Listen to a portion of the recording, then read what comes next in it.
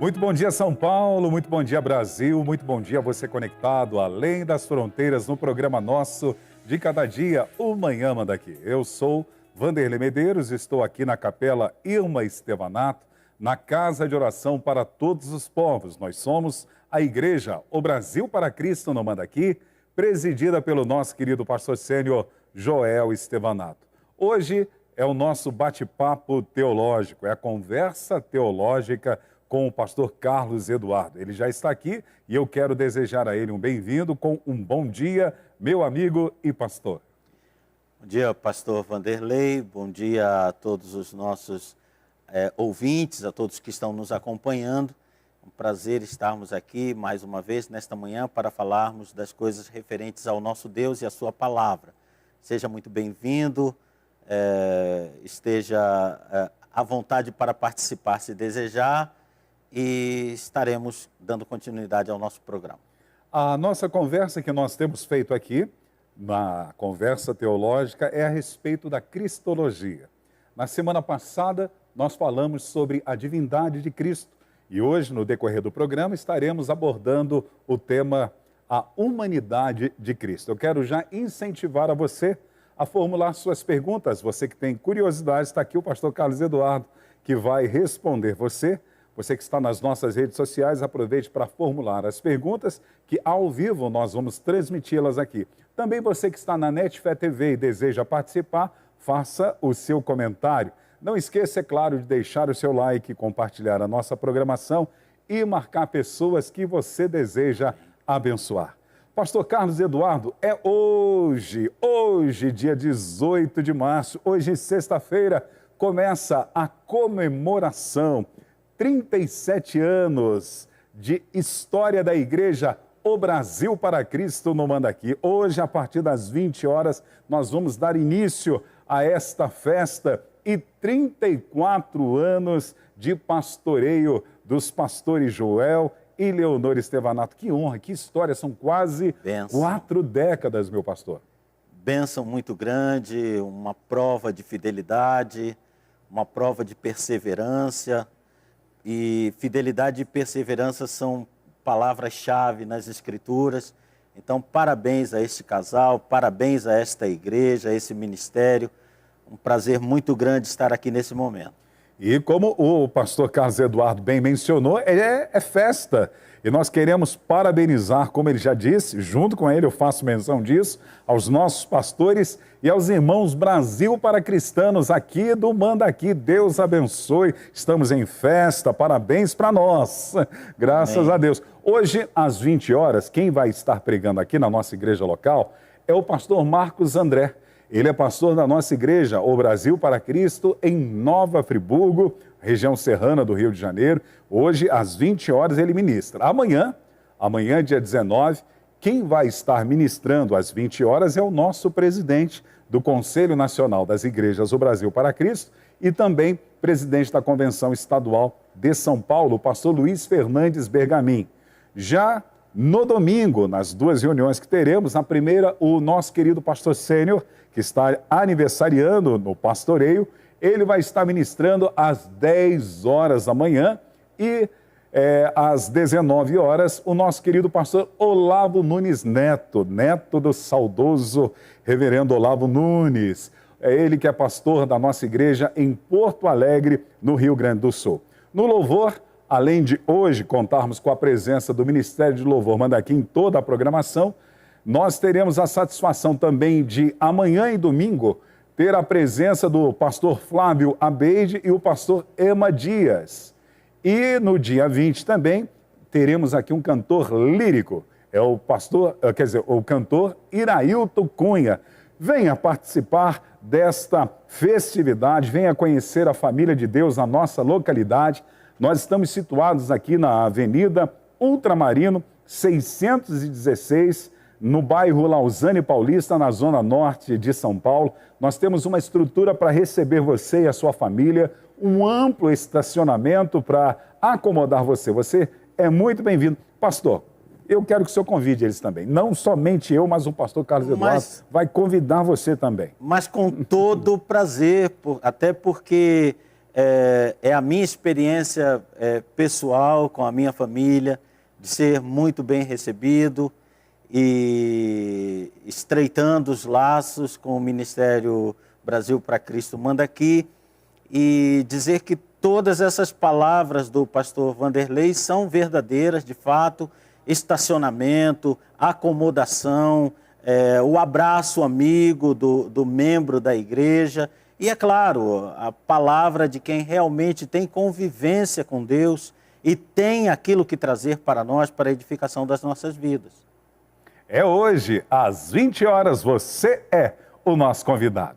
Hoje, dia 18 de março, nós temos aniversariantes aqui na nossa igreja local, também na nossa regional, e nós queremos orar por você, aniversariante. Você que está no Facebook, no Instagram, no YouTube ou na NetFé TV, que está fazendo aniversário no dia de hoje, nós queremos orar pela sua vida também. Lá na nossa igreja em Pirassununga, lá no bairro de Santa Fé, quem está fazendo aniversário hoje é a Manuela Valéria da Silva Pereira. Parabéns para você, Manuela. Deus te abençoe. Aqui no Manda Aqui, as pessoas que estão aniversariando hoje são Aderlaneia Clemente Nunes, Cristiane dos Santos Rolim, Davi Pérez Zaparoli da Rocha, João Vinícius Clemente Nunes, Letícia Rodrigues Mendes, Lúcio Roberto Gonçalves. Parabéns para vocês, Deus abençoe. Nós vamos orar com você e por você. E pastor Carlos Eduardo, o senhor que vai fazer esta oração, Amém. Eu já peço, por gentileza, que o senhor ore também pelos internautas de uma forma geral. A cada ponto de conexão que nós entramos em todo o território nacional e além das fronteiras, porque a internet é um canal internacional para que abençoe esse lar que está conectado com a gente agora, esse local de trabalho, aonde quer que esteja esta pessoa, esse internauta, que a bênção do Senhor seja o diferencial na vida dos nossos irmãos. Vamos orar? Amém. Vamos orar, irmãos. Deus querido, Pai amado, Senhor da glória, levantamos as nossas vozes a Ti, Senhor, como intercessores, ó Deus querido, neste momento, para abençoar, ó Pai, para clamar as Tuas bênçãos sobre a vida dos aniversariantes desta data, Pai. Deus querido, só Tu sabes, Senhor, o que cada um tem vivido, tem lutado, tem passado. E eu peço a Ti, Pai, acima de tudo, o renovo que só o Teu Espírito Santo pode dar, Senhor. O renovo de alegria, o renovo de motivação, o renovo de força, o renovo, Senhor, de entendimento.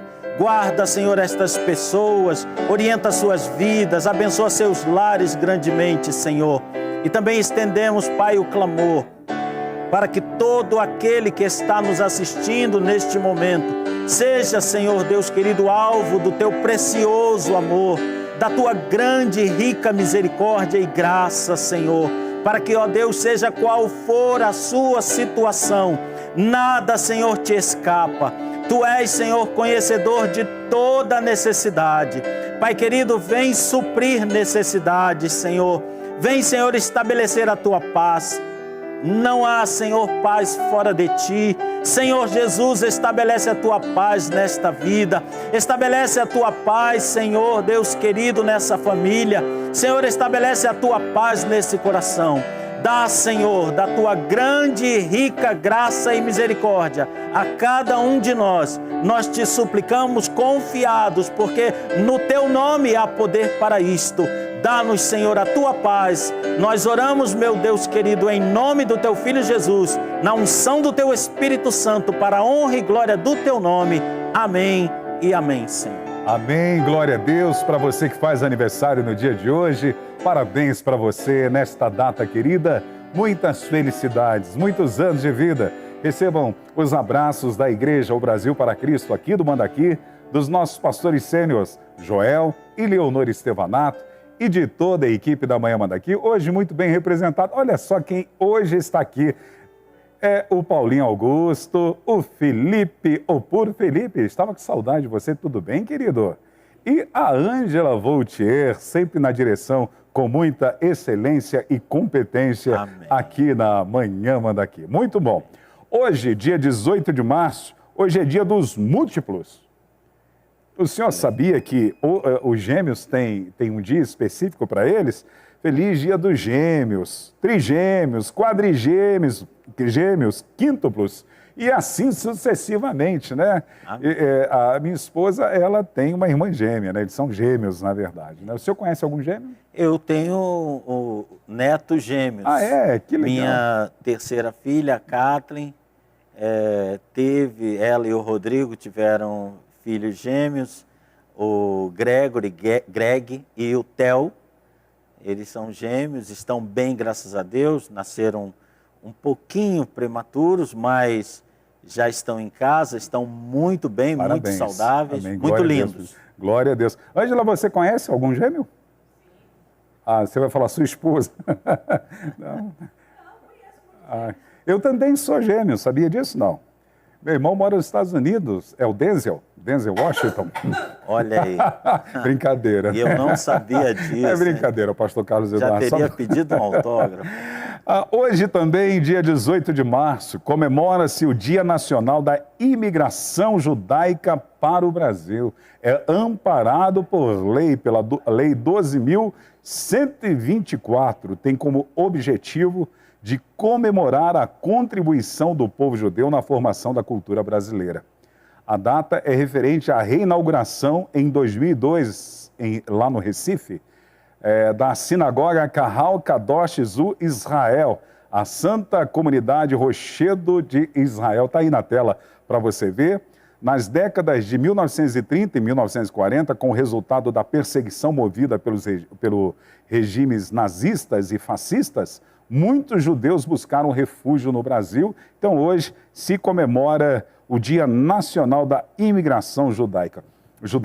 Qual a importância da cultura judaica dentro do contexto brasileiro, meu pastor? É fundamental, não é, irmãos? Nós temos herança no judaísmo, verdade, na fé judaica, e o nosso evangelho, ele é oriundo dessa fé.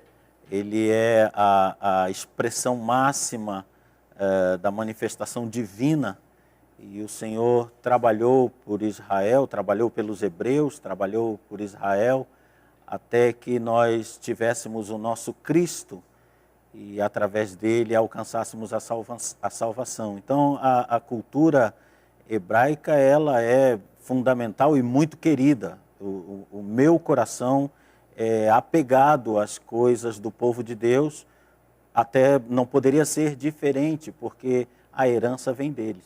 Amém. Deus abençoe a todos.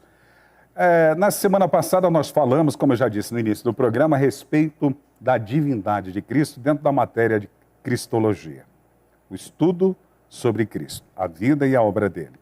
Hoje nós vamos falar sobre a humanidade de Cristo. Pastor Carlos Eduardo. Amém. Cristo, ele nunca deixou de ser Deus, e na semana passada nós o vimos em toda a Bíblia. Sim. Tudo é sobre ele é o assunto central de todo o Evangelho. Sim. Ele é antes de tudo, e todas as coisas foram criadas através dele, e tudo é sustentado pelo poder da sua palavra. Agora, qual a importância da humanidade de Cristo? Ele foi 100% homem, como eu e o Senhor? Esta questão também é fundamental, pastor Vanderlei e irmãos. Ela é fundamental porque nós precisávamos de um Salvador que fosse humano como nós. O foco da Bíblia é este, o direcionamento da Bíblia é este. Porque o homem estava sentenciado ao castigo. E esse castigo, ele tem um espectro muito amplo em muitas áreas. O afastamento de Deus, a entrega aos seus próprios descaminhos, a perversidade de caminhos que se tornou inerente à humanidade, a impossibilidade de fazer o bem, que está tão fortemente expressa em Romanos 7, por exemplo, a intencionalidade, a tentativa de fazer o bem, mas nos pegarmos praticando o erro, fruto do pecado que habita em nós. e era necessário alguém que, em primeiro lugar, nos redimisse, pagasse o preço, né? E muita gente já se equivoca aí, porque Jesus não veio pagar o preço ao pecado, ele veio pagar o preço do pecado. Ele não veio pagar o preço ao diabo, o diabo está na mesma sentença que estamos. Ele não veio nos livrar do diabo, ele veio nos livrar da ira divina que estava sobre nós por causa do pecado que nossos pais cometeram e que nós herdamos e que nós praticamos também. Então ele, tomando a humanidade, ele se propôs a pagar esse preço, a fazer esta ponte. E todas as figuras que a palavra de Deus tem, especialmente no Novo Testamento, se referem a isto. A porta, a ponte, o caminho, o preço, o sangue, tudo aquilo que estava sobre nós, Jesus realizou tornando-se humano. Alguns teólogos acreditam, e eu gostaria de ouvir a opinião do senhor, a respeito dessa humanidade de Cristo, porque a possibilidade de Deus resolver como Deus o problema da humanidade em relação ao pecado, não poderia, mesmo ele sendo onipotente, até pelo fato dele ter dado o governo do homem ao próprio homem, que eles dominem sobre a terra. Em outras palavras, no contexto hebraico ali, o domínio do homem estava, da terra e do homem, estaria nas suas mãos, sim, claro que caminhando debaixo da direção de Deus, vivendo uma teocracia. Mas somente um da mesma espécie, humano como nós, poderia salvar o homem. É por isso que o apóstolo Paulo, na sua, se eu não me engano, a Ângela pode me ajudar, na sua primeira carta ao seu filho na fé, evangelista Timóteo, eu acho que é o capítulo 2 e versículo 5, que diz que, eu não sei se é a primeira ou a segunda carta, eu acho que é a primeira, que vai dizer que há um só Deus e um só mediador entre Deus e os homens. Aí, 2 pontos, Paulo vai dizer a seu filho na fé, o homem Cristo Jesus, não o Deus Cristo Jesus. Sim, porque, irmãos, a dívida é humana. Humana. Então, é interessante isto, o Evangelho ele é visto com naturalidade, ele é muito simples.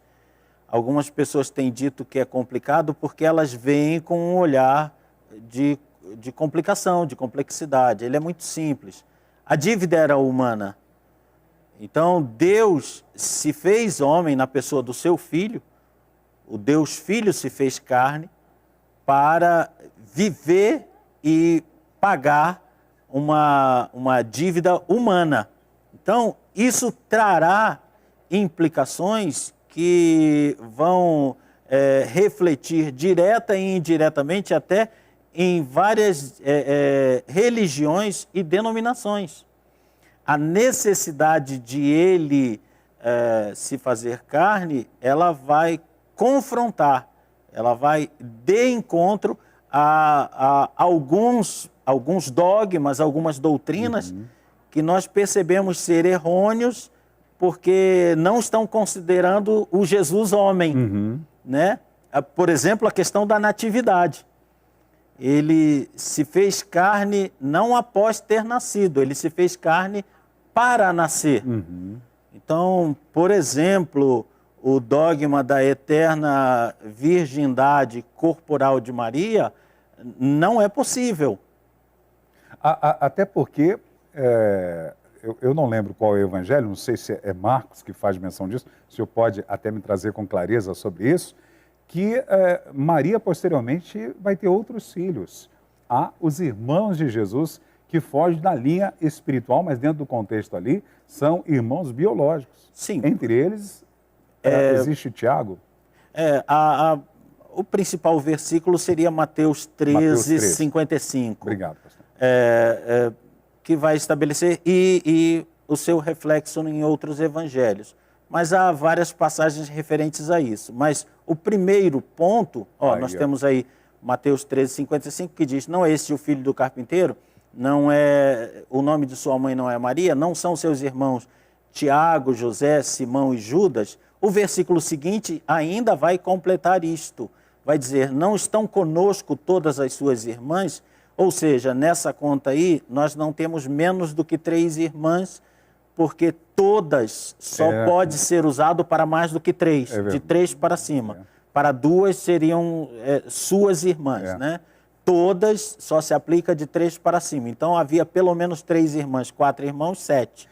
Por que existem igrejas e segmentos que tentam espiritualizar isso? Ah, não, mas não eram irmãos biológicos, e sim, eram os discípulos, as discípulas. Olha, veja bem, essa questão é bastante complicada e eu até escrevi um livro sobre isso, infelizmente ainda não o publiquei. Mas vai lançar de primeira mão na manhã daqui. Eu espero, em nome de Jesus, que trata sobre os dogmas marianos. Eu posso falar um evangeliquez? Sim. Tá ligado.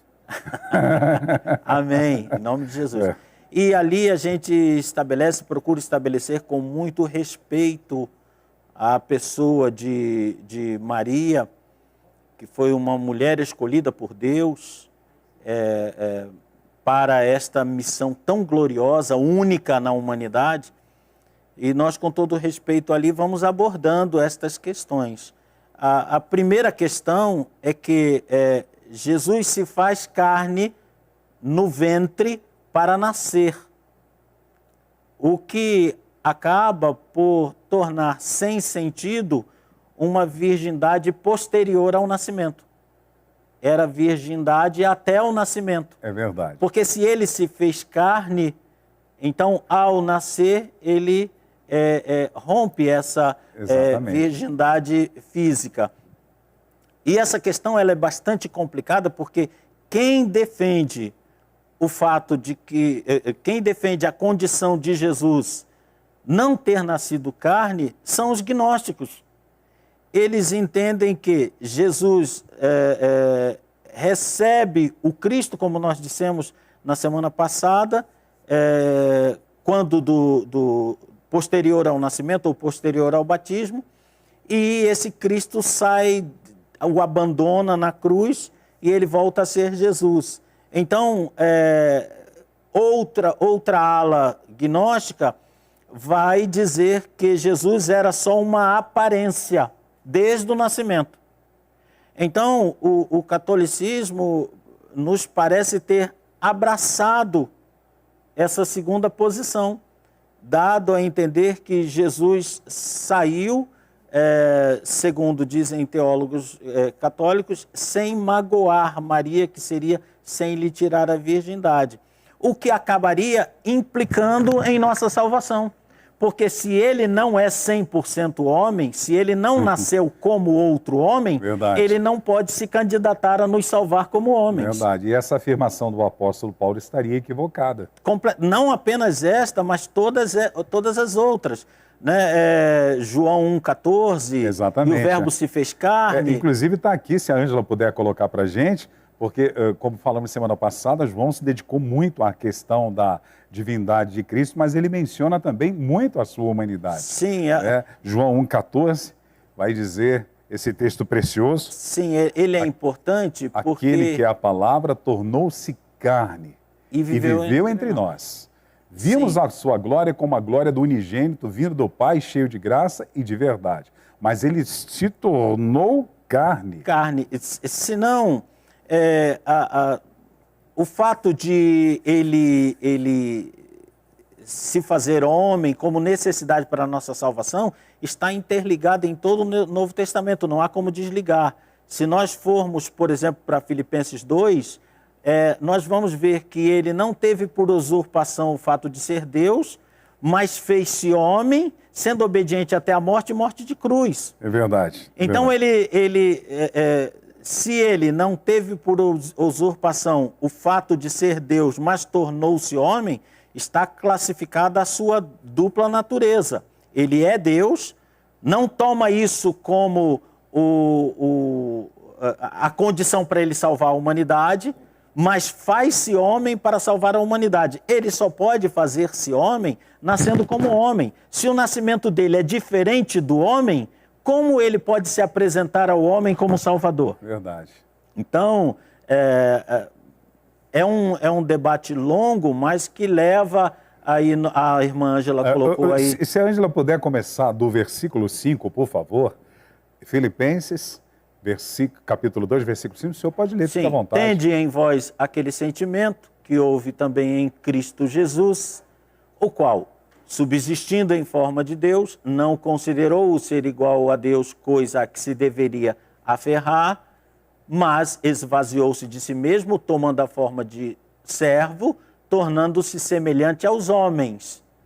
E achado na forma de homem, humilhou-se a si mesmo, tornando-se obediente até a morte e morte de cruz. Bem. Então, o corpo que morre na cruz é o corpo que se fez carne no ventre.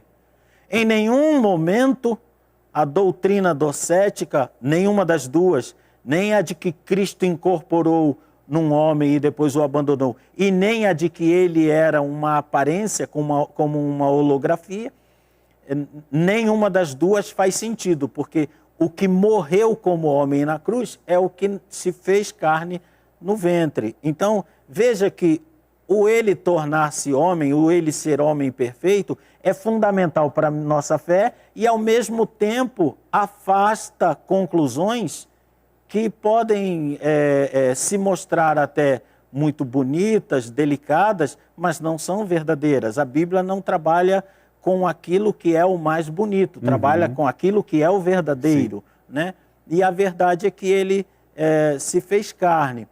Nós, até uma pessoa muito querida me perguntou sobre a primeira conversa que tivemos aqui, quando ele se referiu na festa em Canaã a Maria como mulher, e Gunai, e lá também em João 19, 25, quando ele a entrega aos cuidados do seu discípulo João. Quando ele está na cruz. Ele também, sim, ele na cruz, ele a entrega a João para que ele cuide dela como sua mãe. E ali, as duas vezes, ele se refere a ela como Gunai. Havia 4 formas de tratar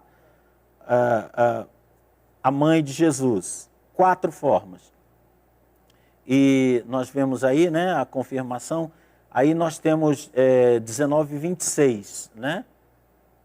Em 25 aparece ele com a sua mãe, em 26 é o cuidado de João a quem ele entrega a sua mãe Maria. Ele usa esse termo grego, Gunai. E ele usa o termo Gunai. Havia 4 termos com que Jesus poderia chamar 4 mulheres. E esses termos, eles são também definitivos para a natureza de Jesus Cristo, para a questão dos dogmas marianos e para entendimento melhor, até de doutrinas também, de casamento, de virgindade, nas Escrituras, nas cartas de Paulo, como 1 Coríntios 7, por exemplo.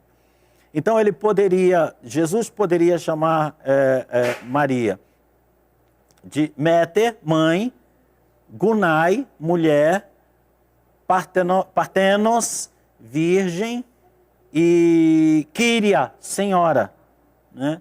Nos filmes, em alguns filmes, por exemplo, no filme do Mel Gibson, todos os discípulos de Jesus vivem chamando a mãe de Jesus de mãe, Méter.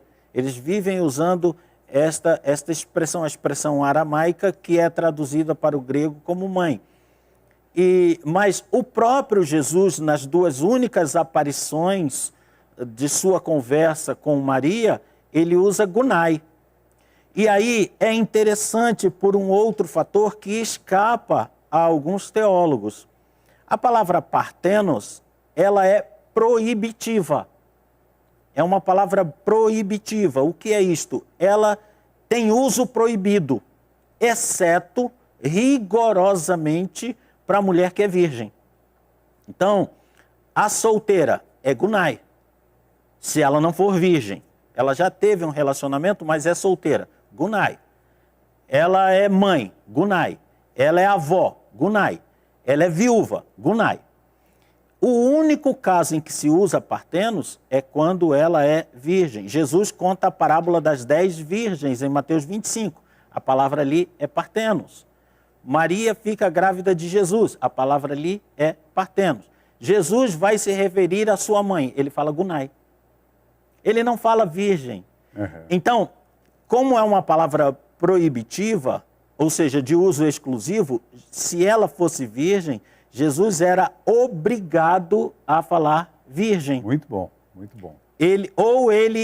Se ele estava debaixo da orientação dela, ele era obrigado a usar a palavra Quíria. Ele era obrigado. Ele usa Gunai como ele usa para a mulher Ciro-Fenícia, como ele usa para Maria Madalena, porque a forma dele tratar com o sexo feminino era Gunai, exceto no caso da virgem, em que ele tratava como Partenos, e os discípulos fazem isso também em todo o Novo Testamento.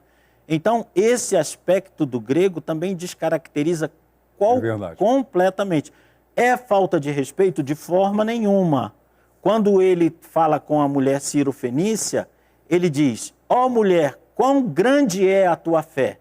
Ele está sendo profundamente respeitoso com ela. Com a sua mãe, ele está sendo profundamente respeitoso nos dois casos, né? Mulher, meu ministério não passa pela tua aprovação, é a primeira frase. A segunda, mulher, eis aí quem vai tomar conta de ti. Ele poderia estar sendo desrespeitoso? De forma nenhuma. Então, mas fica bem caracterizado de que virgem não está em questão nas conversas do Novo Testamento que refiram a Maria. Muito bom, pastor Carlos Eduardo. Que aula, hein, pessoal? Aqui na Manhã Manda Aqui, falando sobre Cristologia, o tema hoje, a humanidade de Cristo. Nós vamos ao intervalo agora, daqui a pouquinho voltamos.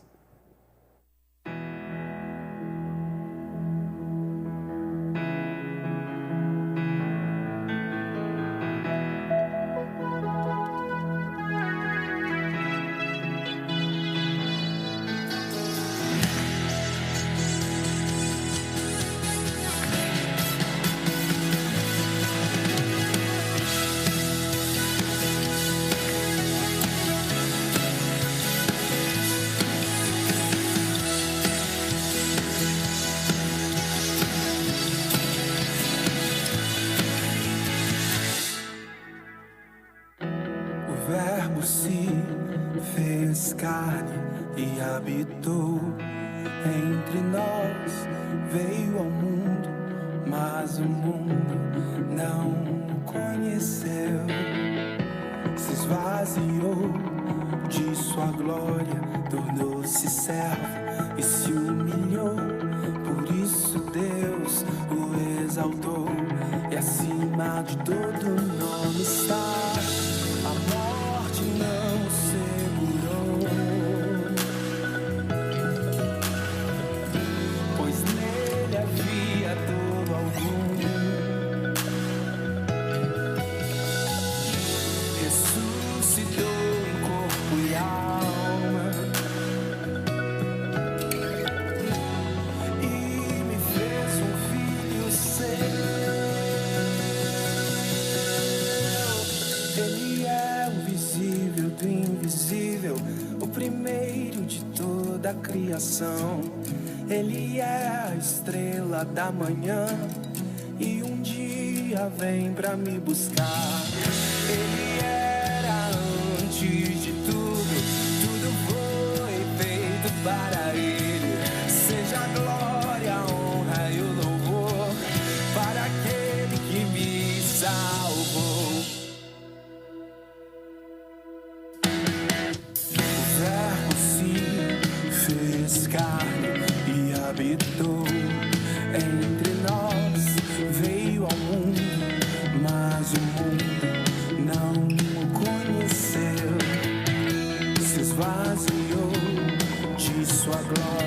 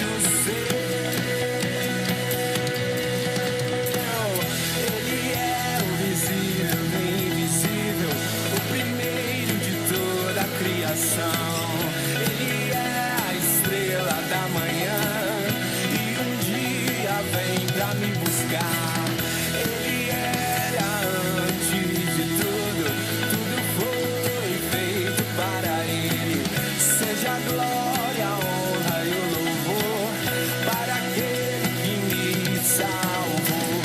Ele é o visível do invisível, o primeiro de toda a criação. Ele é a estrela da manhã e um dia vem, vem, vem, vem, vem. Ele era antes de tudo, tudo foi feito para ele. Seja a glória, a honra e o louvor para aquele que me salvou.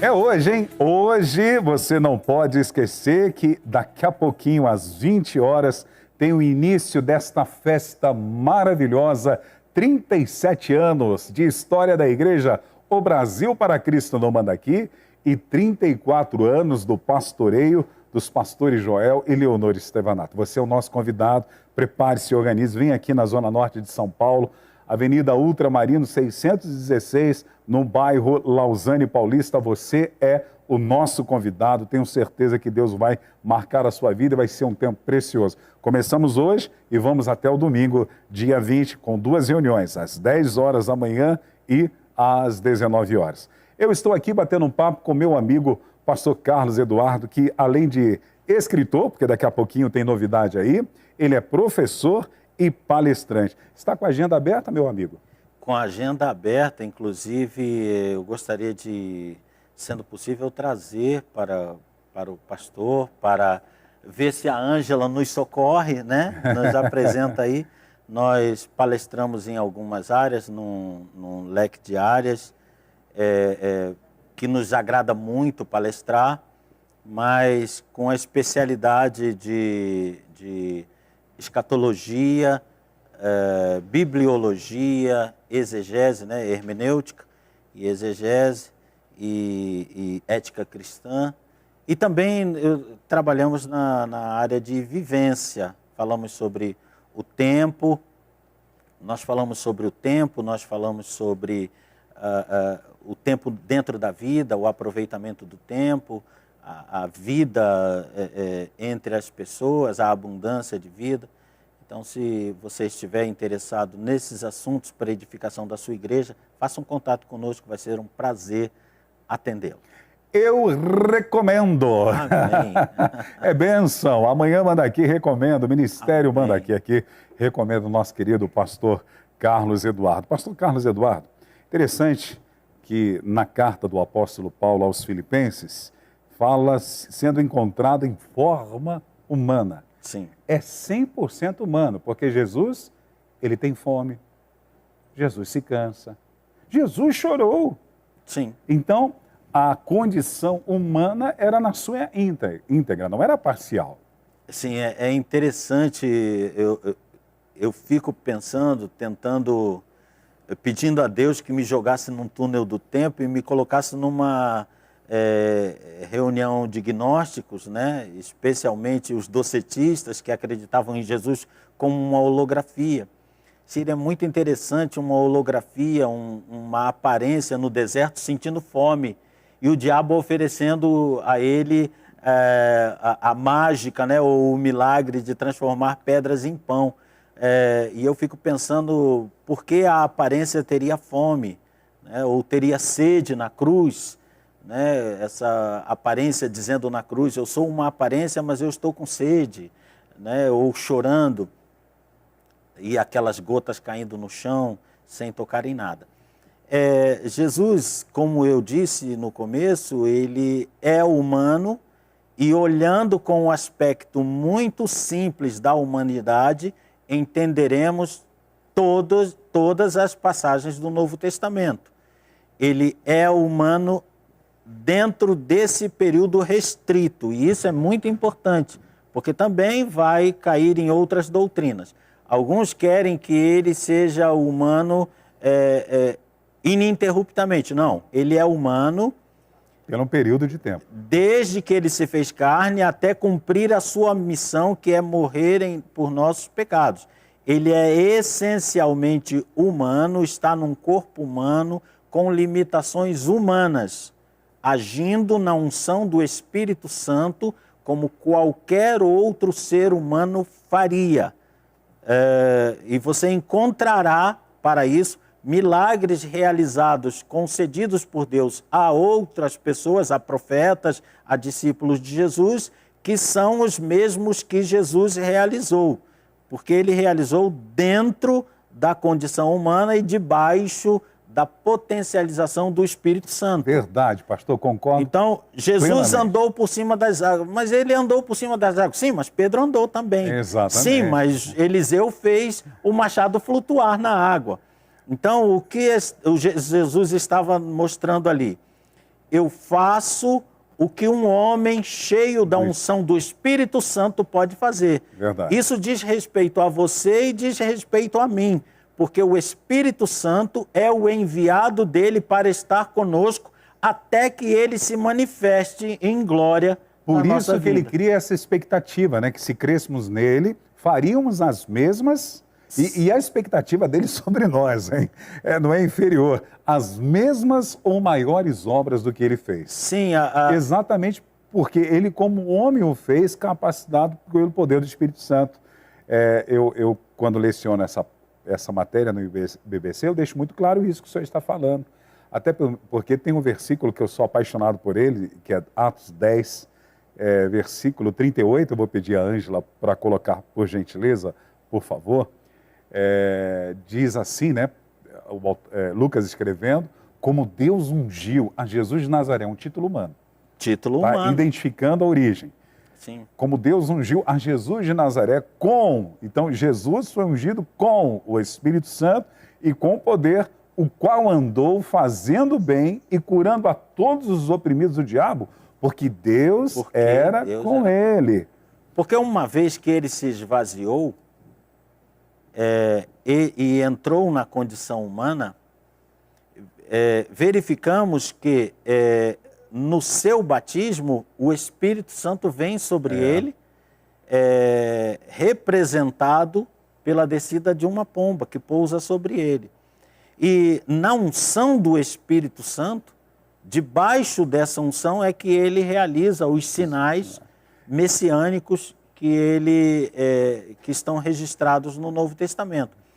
Então, eu penso em particular, eu me cobro muito, pastor Vanderlei, porque eu entendo que isso nos é cobrado diariamente. Sim.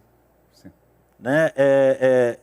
Jesus, quando naquela passagem tão pregada em que ele repreende, o vento repreende o mar, mas primeiro repreende os discípulos, mas também repreende os discípulos, né? Dizendo, onde está a vossa fé?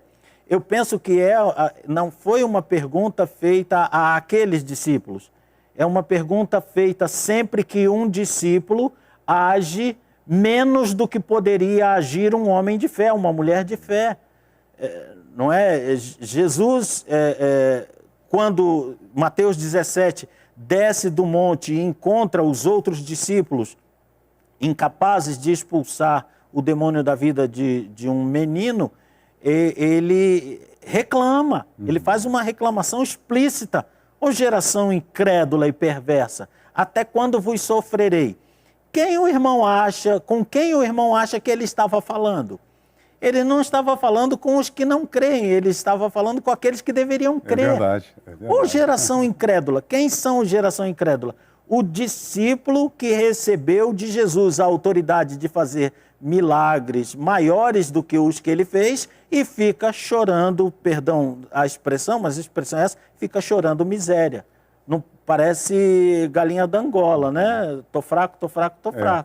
E não é isso. Então, deixando claro para você que tudo que Jesus operou como homem, porque mesmo ele sendo Deus, ele teria que fazer isso como homem. Mesmo ele sendo Deus. Porque se ele faz como Deus, descaracterizaria a obra que ele veio fazer. Verdade. Ele veio ter uma vida plenamente humana. Ele transforma água em vinho como homem, mas pelo poder do Espírito Santo. Do Espírito Santo. Ele multiplica os pães e peixes como homem, mas pelo poder do Espírito Santo. Ele transforma a água em vinho como Moisés transformou a água do Nilo em sangue. Ele multiplica os pães como Eliseu multiplicou os pães. Você não encontrará milagre que o Espírito Santo não tenha concedido nas Escrituras. É verdade. Por isso, essa responsabilidade, ela pesa sobre nós, como o senhor mesmo disse, até porque Atos dos Apóstolos, poderia ser chamado de Atos do Espírito Santo, ele vai mostrar os discípulos cheios do Espírito fazendo também obras extraordinárias. Sim. A sombra de Pedro curando. Sim. E há uma palavra, embora a gente esteja... Quer dizer, o poder de Jesus sim, na vida de Pedro, né? Sim. Mas quando ele passava. A gente até, embora esteja dando uma escapadinha do assunto, mas é muito interessante que é falado sobre Paulo no capítulo 19 de Atos. Lucas, que é um conhecedor das palavras, dos termos gregos, ele usa dois termos estranhos.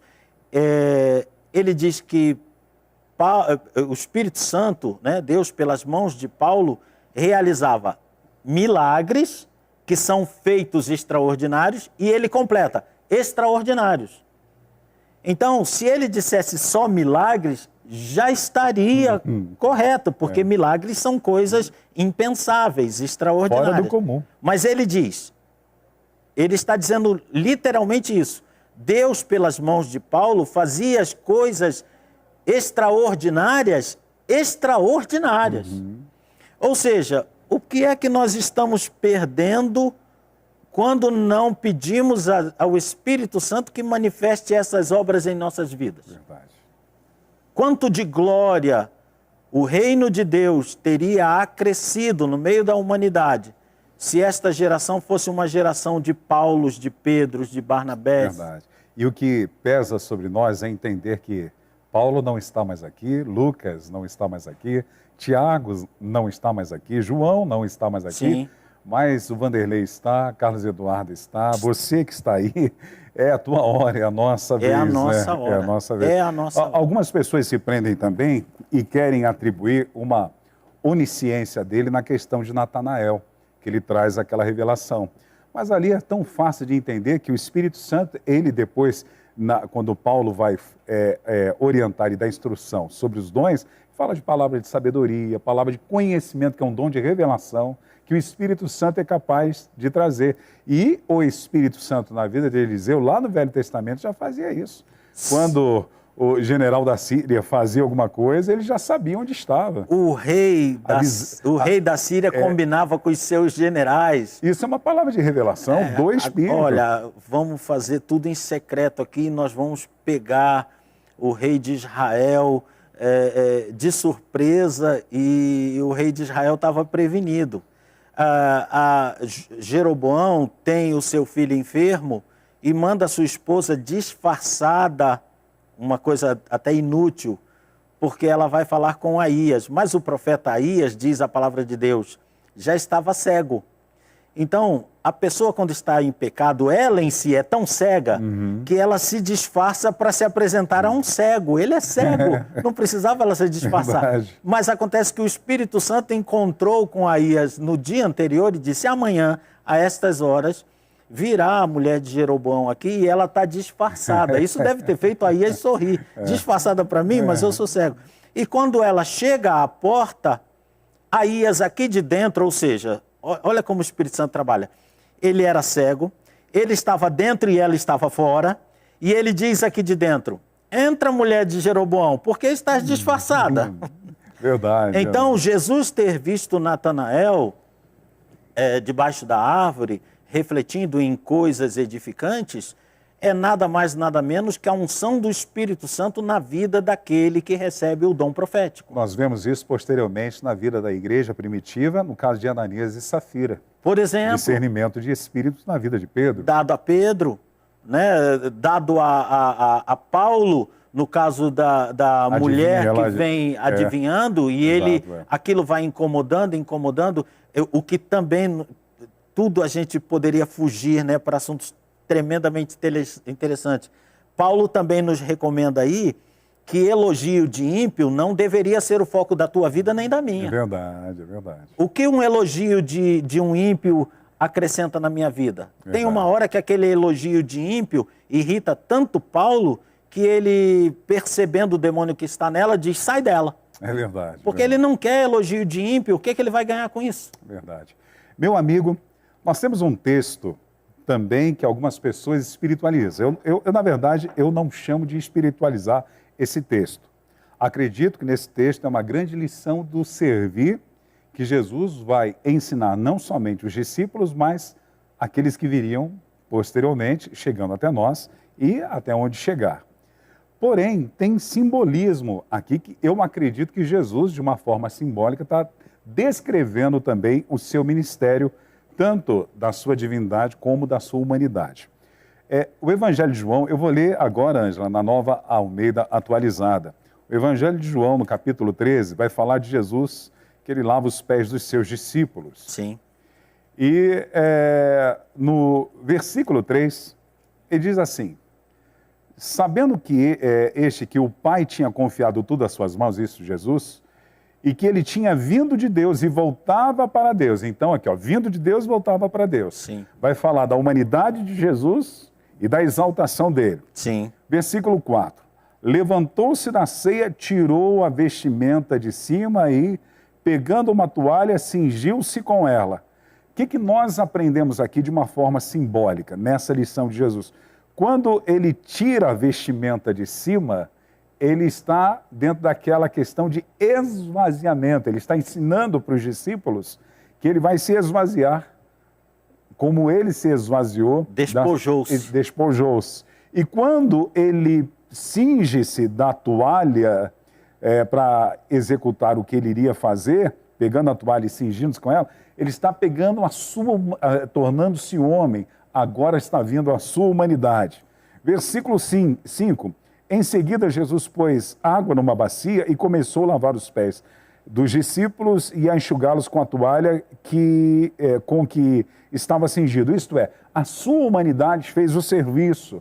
Ele fez a sua obra, que foi tremenda e gloriosa. Aí nós pulamos lá para o versículo 12, que diz, depois dele ter cumprido esse serviço, depois de ter lavado os pés, aí Jesus pôs de novo suas vestimentas de cima. Então ele se reveste de novo, ele é exaltado novamente, ele vai se assentar aos céus e ele é exaltado. O senhor pode perceber que é só depois da ressurreição dele que ele vai usar esse termo, toda a autoridade foi me dada nos céus e na terra.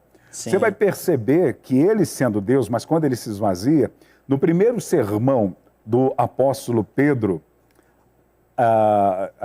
lá na conversão daquelas aproximadamente 3.000 almas, há uma frase de Pedro que alguns ficam de cabelo em pé quando Pedro diz assim, e a este Jesus, Deus o fez Senhor e Cristo.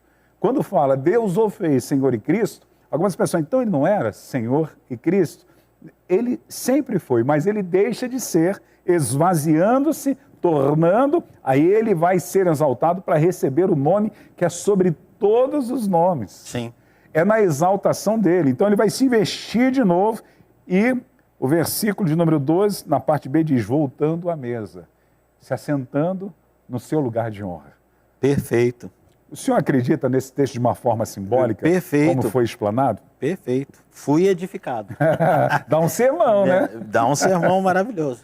Irmãos que estão nos assistindo, leiam esse capítulo novamente. Essa revelação é maravilhosa. Realmente, até pastor Vanderlei, se o pastor me permite... Por favor, fique à vontade. Ele enxugou com a toalha com a humanidade dele. Ou seja, a toalha era a sua humanidade servindo a humanidade. Isso mesmo. Tremendo, né? Maravilhoso. É maravilhosa, tremendo, maravilhosa. Tremendo, uma figura maravilhosa. E veja bem, o verso 12, ele diz, vocês entendem o que eu tenho feito, o que eu acabei de fazer? E ele diz, vocês me chamam de mestre e de senhor. Eu sou. Ou seja, isso é o que eu sou. Mas vos lavei os pés. Ou seja, me fiz carne a serviço da vossa carne. Muito bom. Né? Bênção. Eu gosto muito também, dentro dessa questão da humanidade de Jesus, o que o autor de Hebreus ele escreve. pedir para a Ângela colocar. Eu estou com a minha Bíblia, eu já disse para a senhora, né? NAA. Eu gosto muito desse texto que vai falar a respeito da humanidade de Jesus, que é Hebreus, capítulo 2, o versículo 17, quando ele está falando a respeito de Jesus como sumo sacerdote misericordioso e fiel, que ele vai falar que ele é em tudo experimentado, né? Ele vai dar ênfase ao ministério sacerdotal de Jesus. Mas ele também vai mencionar a importância da humanidade e dele ser totalmente humano para nos salvar. O versículo 17 de Hebreus, capítulo 2, diz: por isso mesmo, era necessário que, em todas as coisas, ele, uma referência a Jesus, se tornasse semelhante aos irmãos, para ser misericordioso e fiel sumo sacerdote nas coisas referentes a Deus, para fazer a propiciação pelos nossos pecados. Pois naquilo que ele mesmo sofreu quando foi tentado, é poderoso para socorrer os que são tentados. Então, ele está dizendo o quê? Ele está dizendo que era importante que ele fosse semelhante aos irmãos. Semelhante como? Se voltar ao versículo 14. Olha, dá uma olhadinha no versículo 14, Ângela. Aí ele vai dizer assim, ó, sobre a questão sacerdotal e a importância de Jesus como mediador ser homem. Visto, pois, que os filhos têm participação comum de carne e sangue. Sim. Também Jesus, olha aí, igualmente participou destas coisas, o quê? Carne e sangue, para que por sua morte destruísse aquele que tem o poder da morte, a saber, o diabo. E livrasse todos os que, pelo pavor da morte, estavam sujeitos à escravidão por toda a vida. Então, quem nos salvou? Claro que o nosso Deus, Jesus, porém, na sua humanidade, como homem. Sim, isso fica muito evidente em Hebreus. Uma leitura tranquila de Hebreus nos apresenta Jesus em aspectos muito esclarecedores, a sua missão. E aí está um claro exemplo disso. Estamos falando de coisas palpáveis, né? Coisas simples. Ele se fez carne e sangue para uma experiência humana, uma experimentação humana. E o livro de Hebreus vai apresentar isso de forma diversificada, mas esse texto é muito claro, né? E é interessante que não se imagina... lá na primeira conversa que nós tivemos, nós falamos de que alguns verbos não se aplicam a Deus. Não se aplica a Deus, por exemplo, o verbo obedecer. Tenta aplicar isso, pastor Vanderlei. Eu queria muito uma coisa e eu falei para Deus que queria e ele me obedeceu.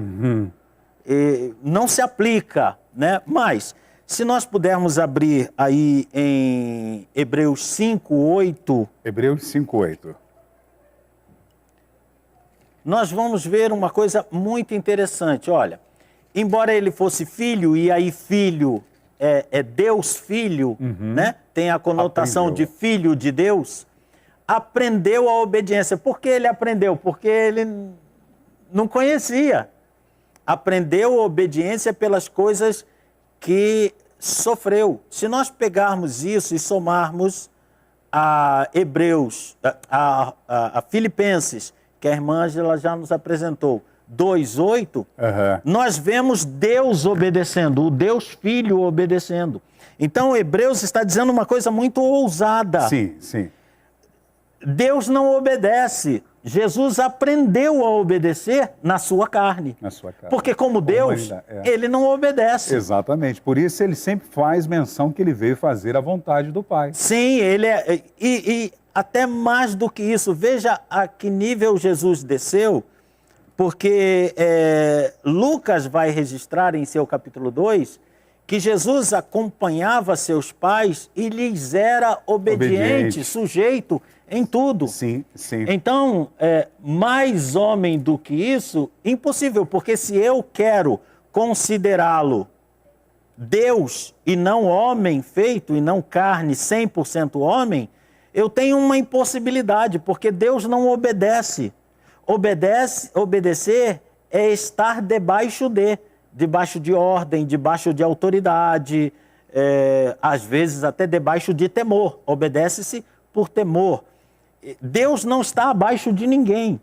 Então, para que Jesus obedecesse, ele tinha que ser 100% homem. Senão não havia como casar numa mesma frase Deus Filho e obedeceu, porque o Deus Filho não obedece, Verdade. ele ordena. Ordena, verdade. Pastor, voltando nessa questão de Hebreus, no capítulo 2, versículo 14 e o 15, Sim. chama muito a atenção desta questão da humanidade de Jesus, para que, através da sua morte humana, ele como homem, ele que participou dessa condição humana, Hebreus capítulo 2, versículo Sim. 14, vai dizer, para que derrotasse aquele que tem o poder da morte e destruísse aquele que tem o poder da morte, a saber, o diabo, e o versículo 15 vai dizer, o 15, e livrasse todos os que pelo pavor da morte estavam sujeitos à escravidão por toda a vida.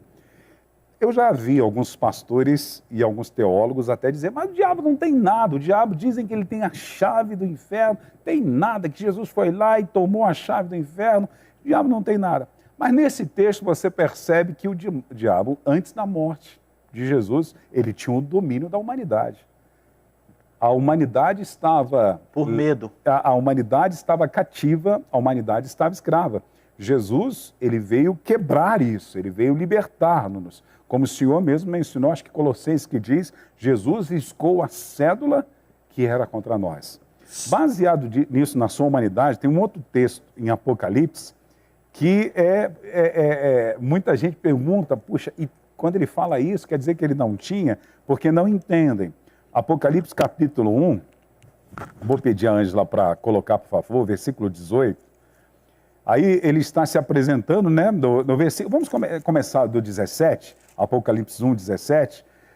João está dizendo, ao vê-lo, caí aos seus pés como morto, porém ele pôs sobre mim a mão direita, dizendo, aí é Jesus, não tenha medo, eu sou o primeiro e o último, aquele que vive. Estive morto, está falando da sua morte, mas eis que estou vivo para todo sempre e tenho. Essa afirmação, e tenho, subentende-se que ele não tinha a chave da morte e do inferno.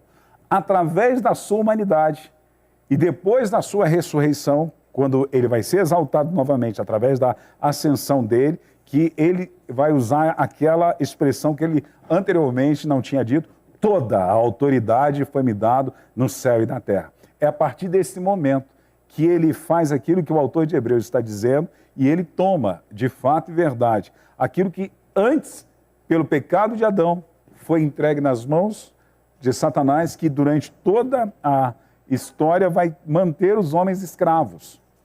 Até porque se entende também que, no contexto do Antigo Testamento, eram criaturas de Deus. João, quando ele vai dar aquele texto áureo da Bíblia, né, um texto central que é João 3,16, ele diz, porque Deus amou o mundo, que deu o seu Filho único. Então, anteriormente não tinha. Se é um, então Filho único. E nós vamos perceber, João também escrevendo, que os filhos de Deus são todos aqueles que receberam quem? Cristo. É através da sua morte que ele resgata esta verdade, toma a chave do inferno, toma a chave da morte, quebra o poder da morte, né? Onde está a morte, a tua vitória, onde está o teu aguilhão. Ele vai romper isso, ele ressuscita dizendo toda a autoridade. Efésios, capítulo 4, eu acho que é o versículo 10, diz que quando ele subiu, ele levou cativo o cativeiro. Na sua morte, muitos dos santos ressuscitam juntamente com ele. Imagina os santos andando pelas ruas de Jerusalém, que coisa maravilhosa, pessoas ressuscitando. A Bíblia diz que os sepulcros foram abertos e muitas pessoas começaram a andar. É o verso 8. É aí que as coisas começam a acontecer. A importância da humanidade dele, porque até então, só depois Paulo, lá em Romanos capítulo 8, ele vai substituir a palavra de unigênito para primogênito, o primeiro entre muitos. que até então era um. Antes éramos criaturas. Até hoje, o senhor sabe muito bem que se alguém não recebe Jesus como Salvador, ele não é filho de Deus, ele é criatura de Deus. Porque todos os que receberam, deu-lhe o direito de serem filhos de Deus. João 1,12. O senhor vai voltar nessa pergunta, a Ângela já avisou que é intervalo, aí o senhor responde, por favor. Na verdade, não é pergunta, é uma afirmação que nós estamos fazendo. Sim. Tá muito bom o papo, hein, pessoal? Mas agora nós temos que ir ao intervalo. Daqui a pouquinho voltamos com o nosso teacher, professor, palestrante, pastor Carlos Eduardo, com a conversa teológica na Manhã Manda Aqui. É já já. Eis-me aqui, prostrado aos teus pés. Já tirei o meu orgulho e que nada me afaste de ti. Eu confio nos seus planos. Posso não ver, mas eu escolho crer. A minha resposta é Deus, o meu futuro é Deus. E não importa o que aconteça, eu sou Deus.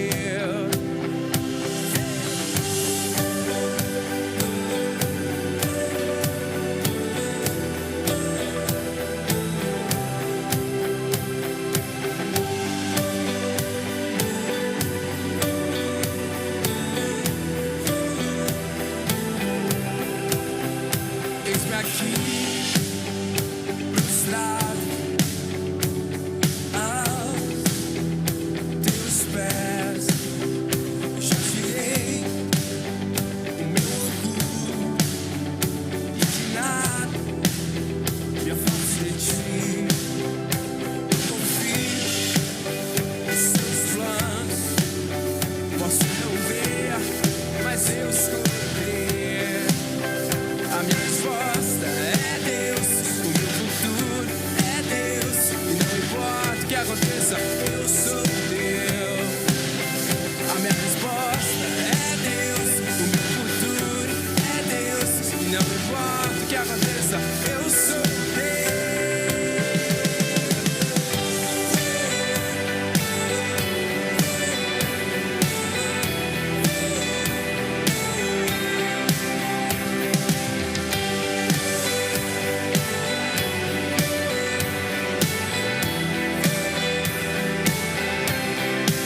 Os teus olhos encontrei meu caminho, dos seus braços descobri o que devo ser. E o meu coração é teu, os meus sonhos são teus, e pra sempre eu sou de Deus. Nos teus olhos encontrei o meu caminho, nos teus braços descobri o que devo ser. E o meu coração é teu, os meus sonhos são teus, e pra sempre eu sou de Deus. Nos teus olhos encontrei o meu caminho, nos teus braços descobri o que devo ser. E o meu coração é teu, os meus sonhos são teus, e pra sempre eu sou de Deus. E o meu coração é teu, os meus sonhos são teus, e pra sempre eu sou de Deus.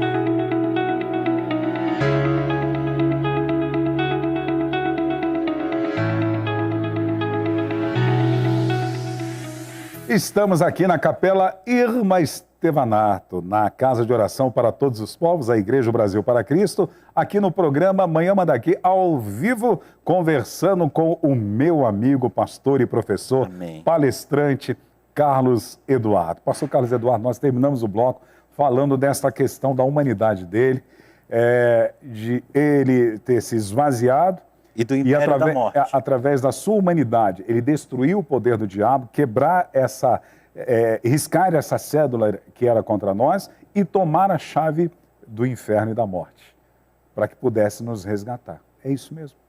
Sim, veja que coisa, né? A Bíblia, novamente, já é a terceira vez que eu estou falando só nesse programa, a Bíblia é muito clara. Se nós a lermos, nos desfazendo de todo o preconceito e simplesmente recebendo as frases conforme o nosso entendimento mais simples se apossa delas, muitas verdades o Espírito Santo vai traduzir para nós, vai revelar para nós. Então, aqui nós temos uma questão que muitos têm transformado numa questão complicada. Mas, então Jesus não mandava, então quem mandava é o diabo. Primeiro nós temos que ver qual é o campo dessa guerra. O campo dessa guerra é o ser humano contaminado. Exatamente. Então, por isso nós falamos de império do diabo, império da morte. Porque o diabo tem o poder de conduzir à morte? Porque ele induz ao pecado. O pecado conduz à morte. Sim. Se ele é quem induz ao pecado, e se o pecado conduz à morte, quem tem o império por tabela é ele. Acho que é Paulo que diz, né? Ele nos transportou do império das trevas para o reino. Ele diz aos Efésios, no capítulo 1. Transportar é tirar exatamente esse domínio. Porque nós estávamos debaixo de um domínio em que nada é claro e tudo se apresenta como claro. Porque Paulo diz aos Coríntios que o Satanás se apresenta até como anjo de luz. Então, ele apresenta o problema e apresenta, vamos dizer, a solução segundo o evangelho do diabo. E aí, quem fica no problema está mal e quem recebe a saída, o escape do evangelho do diabo está pior. Então, ele se apresentava como um mercador, mercadejando almas. Né? Eu te dou isso, mas peço aquilo, eu te dou isso, mas não vou pedir nada, mas depois pede. Experiência que muitos têm vivido até hoje, que recebem coisas de Satanás, glória humana, verdade. Fama, e Verdade. depois ele cobra. Verdade. Então ele tem esse império, tá? Que aliás, Deus não tem nenhuma intenção de roubar para si o império da morte. Mas, o que é que Jesus fez? O homem era destinado à morte. Então Jesus se fez homem para morrer, ir ao Hades, ir ao local da condenação, da destinação primária, iniciá-la, tomar a chave. E eu acho maravilhoso. Eu acho lindo isso que o senhor está falando. Desculpa, não vou cortá-lo. Mas, Ângela, põe por gentileza Efésios, a carta do apóstolo Paulo aos nossos irmãos, aos Efésios, capítulo de número 4, acho que é o versículo 10. Se não for o 10, é o 9. É o 8. Começa do 8. Por favor. É o 8. Olha só, por isso diz, quando ele subiu às alturas, vai falar da exaltação e vai ser um dos temas do nosso programa aqui. Levou cativo o cativeiro e concedeu dons aos homens. Quando ele fala esse cativo, cativeiro, eu acredito que são as pessoas que estavam dentro desse contexto que ele vai pregar e são pessoas que morreram antes da sua morte, pessoas que aguardavam a redenção, pessoas que estavam debaixo da lei, que aguardavam a redenção, até porque a lei não salvava, a lei não justificava. Paulo diz sobre isso, né? Sim. E Jesus precisa fazer... Deixa eu concluir, dona Ângela, por favor, obrigado. Por isso diz, quando subiu às alturas, levou o cativeiro e concedeu dons aos homens. Acho que o 9 vai dizer... Ora, aqui, o que quer dizer? Ele subiu, senão também o que havia descido até as regiões inferiores da terra. É uma pergunta, na verdade. O que quer dizer? Ou volte lá, dona Ângela, por favor, desculpa. Ora, o que quer dizer? Ele subiu, senão que também havia descido até as regiões inferiores da terra? Agora... Ou seja, o Sheol. Aquele que desceu também é o mesmo que subiu acima de todos os céus, acima do céu atmosférico, sideral, e provavelmente chegou até o céu aonde o apóstolo Paulo foi, o terceiro céu, que eu creio que é o paraíso, que é o lugar do trono de Deus, para encher todas as coisas. Sim, então, isso que o senhor está falando, ele vai ali embaixo, ele toma, que era naquilo que o João vai dizer, usando a frase do próprio Jesus, quando ele escreve, e tenho a chave do inferno e da morte. Sim, e ele vem trazer uma tomada de reino. A chave significa domínio, controle, comando, e isso vai aparecer por todo canto, e eu fico maravilhado, né? Eu sou quem tem a chave de Davi, uma referência lá ao local de subsistência do reino de Davi, que apenas um funcionário tinha a chave, só ele abria, só ele abria e fechava aquela dispensa, né? E ele diz, eu tenho a chave de Davi, só eu que abro, só eu que fecho. Então, esse conceito de chave também é maravilhoso nas Escrituras, no Novo Testamento. Então, ele toma a chave, ele reduz o cativeiro à condição de cativo de sua ordem, obedece ao que ele manda, é ele que manda. Autoridade máxima. É como se e isso fica muito claro também na parábola do valente que ele conta. Né? Um valente está dominando uma casa, mas entra o mais valente. E diz, não, se é por valentia, quem manda agora aqui sou eu, retire-se. E ele ordena ali. Já é uma linguagem figurativa do que ele estaria para fazer nesse período, né?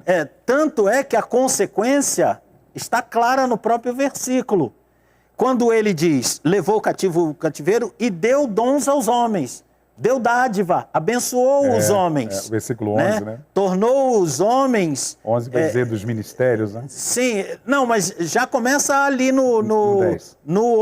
No 8. Ele já começa dizendo que ele levou o cativeiro e concedeu dons aos homens, dádivas.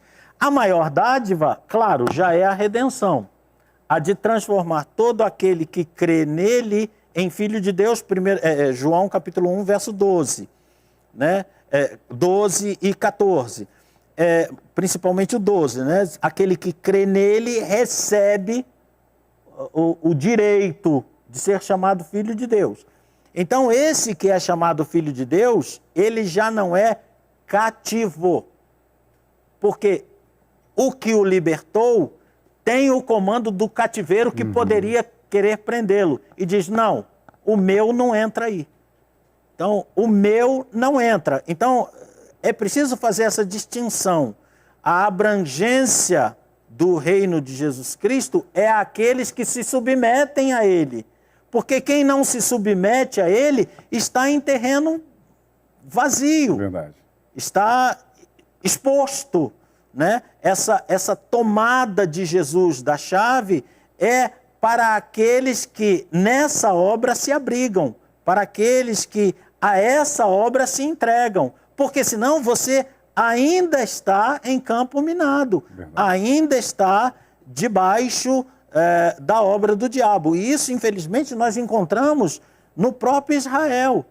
Essa diferença clara. Jesus dizendo a conhecedores da lei, até a cumpridores fisicamente da lei, dizendo, vocês querem fazer a obra de vosso pai.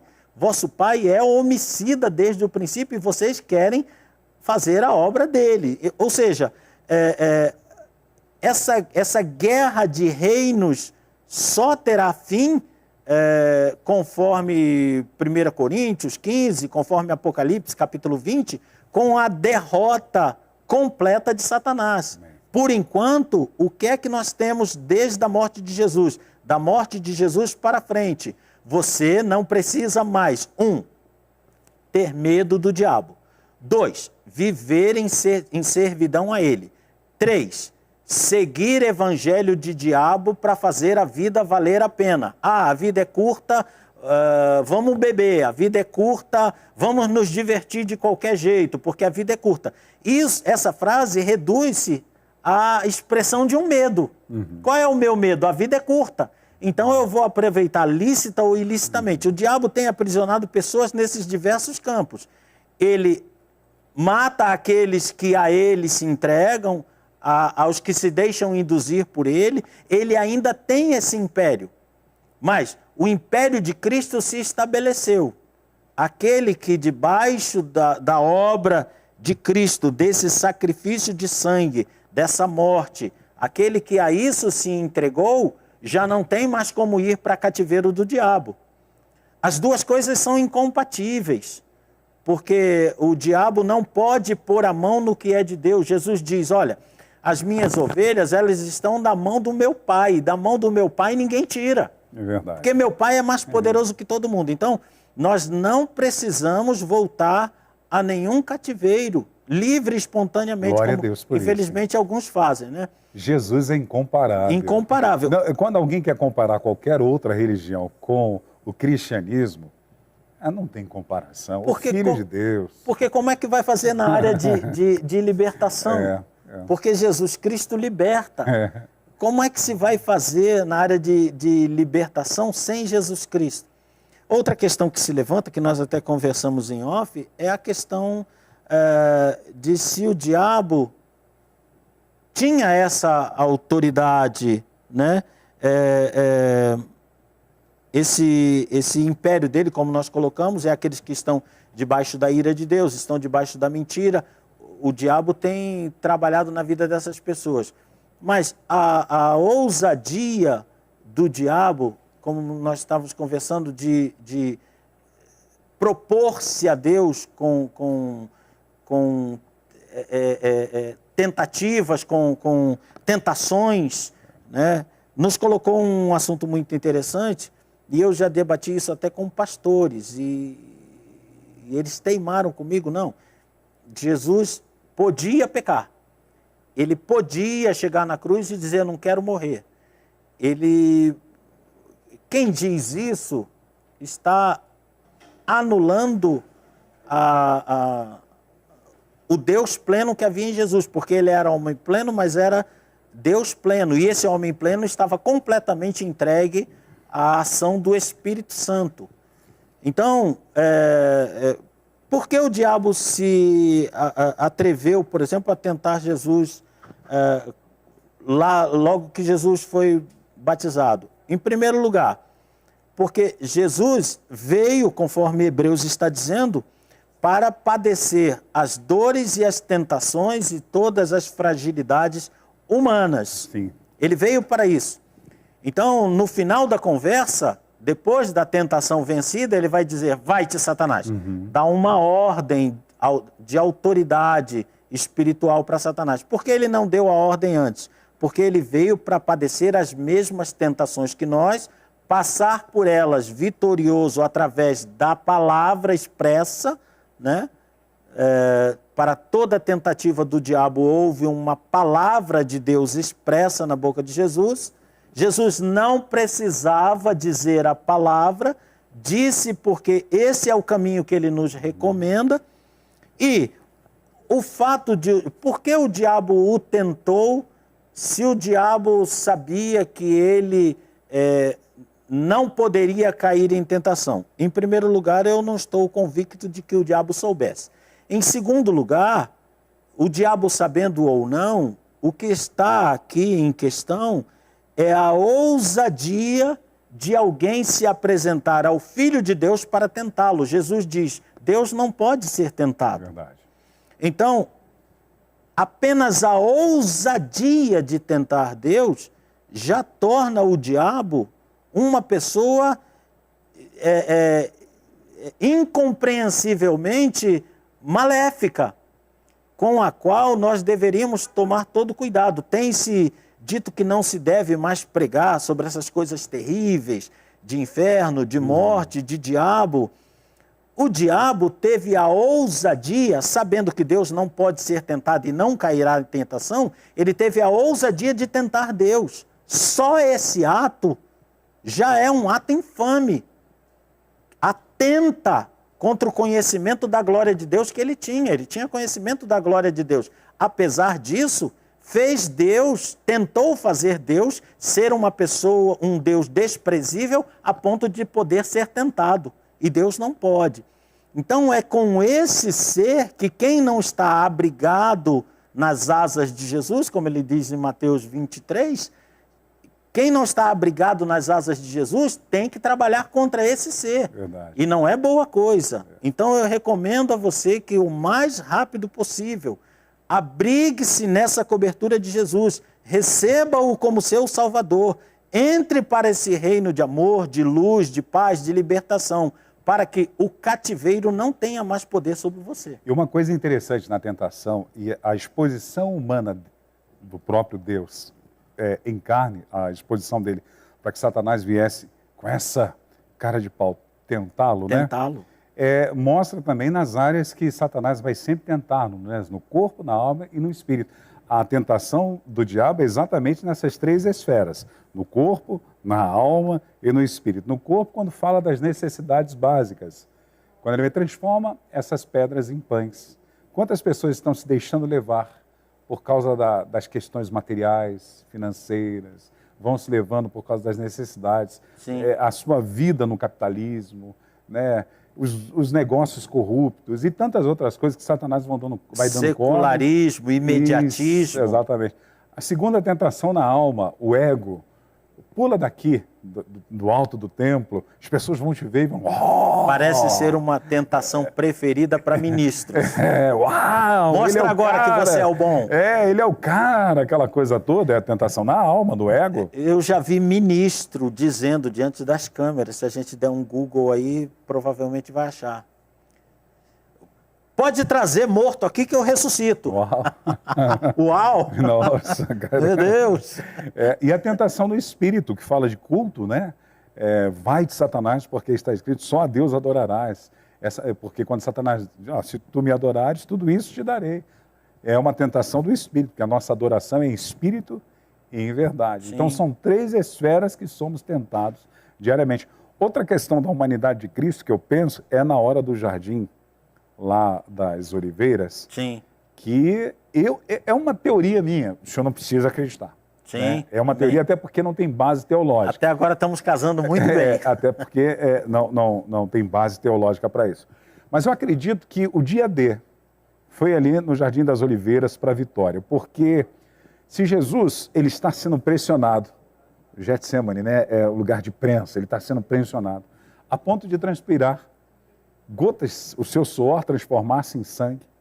E quando eu vejo os discípulos não conseguindo orar, eu não entendo que era um cansaço físico, mas uma presença espiritual. Eu sei que o senhor tem experiência em libertação. Sim. Eu sei, muitas das vezes quando nós nos travamos batalhas no conflito espiritual de libertação com pessoas ou em cultos públicos de libertação, nós saímos cansados, às vezes, fisicamente. O espírito Sim. está pronto, mas a carne é fraca. Sim. E a vontade de chegar em casa, tomar um banho, deitar e descansar, porque você sente. Eu lembro uma vez, colocaram uns eletrodos sobre um pastor bem famoso da Assembleia de Deus, lá em Curitiba, para ver o desgaste físico dele num culto de libertação. E o desgaste físico de 1h30, mais ou menos, de culto, daquele pastor foi equivalente a um desgaste de um servente de trabalho de obras, em 1h30. Tremendo. Né? Tremendo. De um dia de serviço, porque a carne realmente é fraca. Já aconteceu, você não precisa acreditar, mas eu sei que eu vivi isso, de estar fazendo um trabalho de libertação, de repente eu sinto algo assim no meu braço, quando eu olho uma camisa novinha de linho que eu tinha, com a marca de 5 dedos, rasgou a camisa. Eita, assim, meu meu Deus. braço ficou vermelho, como se alguém tivesse... Sim. E não tinha ninguém do meu lado, eu só senti quando eu olhei, estava rasgada Aquela a camisa, passagem. e rasgou em 5, com as 5 marcas, assim, como se fosse uma unha. Mas o diabo e os seus anjos, né, que são demônios, eles são seres reais, não são ponto da carochinha. Então, quando eu vejo os discípulos cansados, é uma opressão espiritual. Sim. Que vem sobre, não era um caso de possessão, mas uma opressão. E eu vejo Jesus sendo pressionado. Então, o que eu tenho como teoria? Eu acredito que ao redor havia as legiões e legiões, mas eu acredito que o inferno inteiro veio sobre Jesus naquele dia, para fazê-lo pecar. Eu acredito que ao redor ali do Jardim das Oliveiras, talvez o mundo desfrutou de um momento diferente de paz, porque os espíritos malignos, lá de Gadara, lá de outros lugares, se concentraram ali, porque você vê que Jesus, o autor de Hebreus, eu não lembro o texto, se a Ângela achar, eu acho que é no capítulo 12, mas eu não lembro, que ele buscou com lágrimas a quem pudesse livrá-lo, com clamor e súplicas, a quem pudesse livrá-lo da morte. O autor de Hebreus está falando sobre isso, e é exatamente figurativo a essa questão do Jardim das Oliveiras. A frase dele ao pai é uma luta espiritual. Então, ele volta 3 vezes. Sim. Pai, se possível, Sim. passa de mim este cálice. Hebreus capítulo 12, É que diz assim, Ângela, que ele suplicou com lágrimas a quem pudesse o livrar da morte. Agora eu não me lembro. Porque a dor na humanidade dele, na alma, naquela pressão, agora, 5,7, isso aí, obrigado, 5,7. E ele, Jesus, nos dias da sua carne, humanidade. Olha a importância da humanidade de Jesus. Sim. Aleluia. Da sua carne. Tendo oferecido com forte clamor e lágrimas, uma referência ao jardim do Getsêmani, orações e súplica a quem podia livrar da morte. Foi ouvido por causa da sua reverência. Pode ter sido ouvido, mas ele teve que cumprir. Não houve um livramento, houve uma concordância. A humanidade dele sentiu. Né? E é isso. Não que ele não o fosse fazer, mas ele sente. Então, eu acredito que o inferno inteiro veio ali pressionando ele. E eu tenho uma teoria. Já vamos terminar o programa, está tão bom, né? E eu tenho uma teoria. Por que 3 vezes ele ora? É uma teoria. Sim. Eu acredito que o Espírito de Deus, trazendo a revelação do Pai, conversou com Jesus naquele momento, quando ele está dizendo, Pai, se possível, passa de mim esse cálice. Toda certeza. Eu penso que esses 3 pontos, Paulinho, eu acredito que ali o Pai fez ele pensar no passado, presente e futuro. Eu penso, na sua humanidade, Jesus ali, e ele vai falar por 3 vezes, se possível, passa de mim esse cálice. Não tem registro bíblico, mas é uma coisa que eu penso. Eu posso poetizar dentro da linha teológica, né? Então, eu acredito que o Pai, eu estou apenas dizendo algo que não está escrito, mas que eu imagino, e eu vou parafrasear do meu jeito. Sim. Né? A versão atualizada do Wander. Eu acredito que o pai chegou para ele e falou, Tomara que seja boa. Na primeira vez ele deve ter falado assim, filhão, eu posso passar de você esse cálice. Quer acabar com tudo? Agora a gente acaba. Mas eu quero que você olhe lá atrás. Olha para Adão, que absurdo. Mas ele creu. Olha para Noé, 100 anos pregando, pregoeiro, construindo uma arca. Olha para Abraão, que pensando em você, ele teve disposição para sacrificar o seu próprio filho porque acreditava que haveria alguém que pudesse fazê-lo ressuscitar mesmo depois de morto. O autor de Hebreus vai dizer isso. Olha para Josué, olha para Moisés. Ou seja, uma argumentação olha para Elias, divina. Olha para Elias, olha para Eliseu, olha para Jeremias, o profeta chorão. Olha para Isaías, tantos anos antes de você, tantas profecias. Olha para Daniel, para Sadraque, Mesaque. E assim sucessivamente. Aí Jesus vai e diz, Pai, não seja como eu quero, seja como tu queres. Mas a pressão humana vem de novo e Jesus pela 2ª vez ora. Aí eu acredito dentro de um romantismo, uma poesia teológica, que o pai deve ter dito para ele, filhão, eu posso resolver o problema agora. Mas agora eu vou olhar para Pedro, olha, eu vou pedir para você olhar para Pedro. Impulsivo, olha para Pedro. Olha para Mateus. Olha para Madala, olha para Madalena. Olha para sua mãe que acreditou, tendo o risco de ser apedrejada. Seu pai que obedeceu a visão. Olha para Mateus que você olhou e disse, segue-me, ele seguiu. Olhe para... E Jesus vai e diz, Pai, não seja como eu quero, mas como tu queres. Então fez eu olhar para o passado, para o presente. Aí ele volta pela 3ª vez e vai orar ao Pai de novo. Pai, se possível, passa de mim esse cálice. Aí o Pai deve ter dito para ele, não vou te pedir para olhar para o passado, nem para o presente, mas olha para o futuro. Olha para o dia 18 de março, quando o pastor Carlos Eduardo e o pastor Wander vão estar falando sobre você lá na manhã daqui. Olha para a Ângela, que tão voluntariamente tem servido o corpo de Cristo. Olha para o Felipe, para o Paulo. Olha para os irmãos que vão chegar ao Evangelho do Reino. Olha para os pais da igreja, para Irineu, para Policarpo. Olha para Martinho Lutero. Olha para John Wesley. Olha para Wycliffe. Olha para Apocalipse 5, a multidão diante do trono. Jesus levanta e diz, Pai, não seja como eu quero, seja como tu queres. Aí o pau quebrou. É uma teoria minha, né? Eu acredito que... Seria um romance. Não tem base bíblica para isso, é apenas uma maneira. O que está dito ali... Mas arrepia, né? O que está dito ali é que ele orou esta vez e depois ele voltou a Deus com termos semelhantes. Ele não disse propriamente a mesma coisa. Uhum. Houve uma busca de conforto, né? Uma busca, eu não vou dizer de consolo, não vou dizer isso. Houve uma busca de conforto, né? Consolar é abraçar, suavizar, confortar, é capacitar. Então, poucas passagens demonstrarão mais claramente a dupla natureza de Jesus. Verdade. Alguns colegas, até pastores, vieram debater justamente com quem? Com quem é apaixonado por Jesus. Encontrar aí uma fraqueza de Jesus. E eu lhes disse, é claro que sim. Essa passagem nos mostra o quão fraco o homem, chamado Jesus, representante da humanidade e ao mesmo tempo cordeiro do sacrifício, o quão frágil ele era como homem. Frágil a ponto de ser emotivo e chorar lá em Betânia, na aldeia de Betânia. Jesus chorou. Frágil ao ponto de se compadecer de uma multidão que não tinha pastores. Frágil ao ponto de se compadecer de uma multidão que não tinha o que comer. Então, está demonstrado para nós que se Jesus fosse só homem, a obra não teria sido realizada.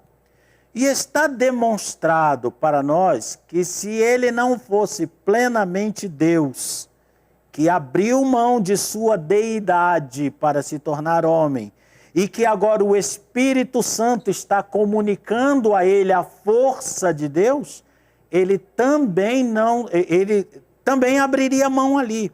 Mas a junção dos dois, estranhamente, fez ele continuar a obra. Ele continuou porque era homem e continuou porque era Deus que tinha se esvaziado. Penso um pouco diferente do pastor, porque dizer que Deus o teria lembrado me leva a ir de confronto ao que está escrito dele. O mundo só foi criado porque ele se propôs a esse sacrifício. A palavra nos traz claramente a visão de que o Cordeiro foi morto na criação do mundo. Deus tinha uma questão de soberania. Eu vou criar e o homem vai pecar. E houve uma palavra de confirmação da criação. Não, o homem vai pecar, mas eu vou morrer por ele. Por esta palavra é que Deus fez o mundo. Então, Deus, em sua onisciência, vendo o homem pecar, tinha um cordeiro à mão para o pecado do homem. Então, tinha um remédio. Tinha um remédio para a doença que só era visível na presciência. Então, isso é a maior prova de amor, né? Eu vou fazer da mesma forma, então mesmo sabendo que eles vão falhar. Então, ele tinha essa disposição. Acontece que ele tinha essa disposição antes de se fazer carne. Sim, antes Quando se fez carne, essa disposição, não que ela corresse risco, mas ela precisava de fortalecimento. Porque a carne é fraca. O Espírito Santo nele. Então o Espírito Santo esteve ali fortalecendo e a guerra, eu também imagino isso, a guerra acontecendo, cadeirada acontecendo, vamos dizer assim, no céu em volta daquilo ali. E eu vejo até um desespero do diabo, oprimindo os discípulos para dormirem e não orarem com ele, através dos guardas que vêm prendê-lo, através das punhadas que ele recebeu. Mas, acima de tudo, eu vejo o desespero do diabo usando as pessoas para dizer, desce daí, usando um dos ladrões. Negar. Aquilo ali nada mais é que o diabo implorando para ele fazer qualquer outra coisa que não morrer. Exatamente. Mas ele foi ali para morrer. Meu amigo, a dona Ângela, ela já nos mencionou que estouramos o tempo. Queridos. Mas muito bom o papo, né? Como sempre. Nós estamos aqui falando sobre Cristologia. Hoje, a humanidade de Cristo. Na próxima sexta-feira, vai ser mencionado aqui a respeito de... ele teve uma vida perfeita e irrepreensível. Isto é, não se achou pecado nele e fez uma obra grande e tremenda, uma obra grande e maravilhosa. Né? E vai ser uma bênção na próxima sexta-feira a conversa teológica. Não esqueça que hoje, sexta-feira, começa os cultos alusivos aos 37 anos da Igreja Brasil para Cristo aqui no Mandaqui e os 34 anos de pastoreio do pastor Joel, e da nossa querida Leonor Estevanato. Começa hoje, final de semana de festa, no sábado, amanhã, dia 19, nós teremos também um culto às 20 horas e no domingo, 2 reuniões às 10 e às 19 horas. Lembrando para você que na próxima segunda-feira, esta mulher é um milagre ambulante. Na próxima segunda-feira, pessoal da Netfé, pessoal da Facebook, Instagram e YouTube, olha aí, missionária Marta Correia Franco. Ela é missionária da Comunidade da Fé, Esperança e Amor, aqui no bairro do Imirim, aqui na cidade de São Paulo. Você vai ser edificado com um testemunho de milagre e cura na vida da missionária Marta Correia Franco na próxima segunda-feira, dia 21. Eu vou entrar em férias, mas quem vai estar aqui, juntamente com o senhor, na próxima semana e com você, nossos internautas, é o meu amigo, o pastor Ricardo Andrade. Vocês estarão em uma excelente companhia, tanto no decorrer da semana, como na sexta-feira com o meu amigo Carlos Eduardo. Deus abençoe a cada um de vocês, nós vamos ficando por aqui. Equipe da Manhã Manda Aqui, valeu demais, ótimo final de semana, uma ótima sexta-feira. Ô Ângela, não esquece, 15 horas nós temos Aliança de Amor, Aliança de Amor hoje. 15 horas nós temos aqui na Manda Aqui Online e também na Netfé TV, o programa Aliança de Amor. Agora sim, nós ficamos por aqui. Obrigado por nos permitir entrar no seu lar, no seu local de trabalho. Deus te abençoe, pastor. Valeu demais. A paz do Senhor.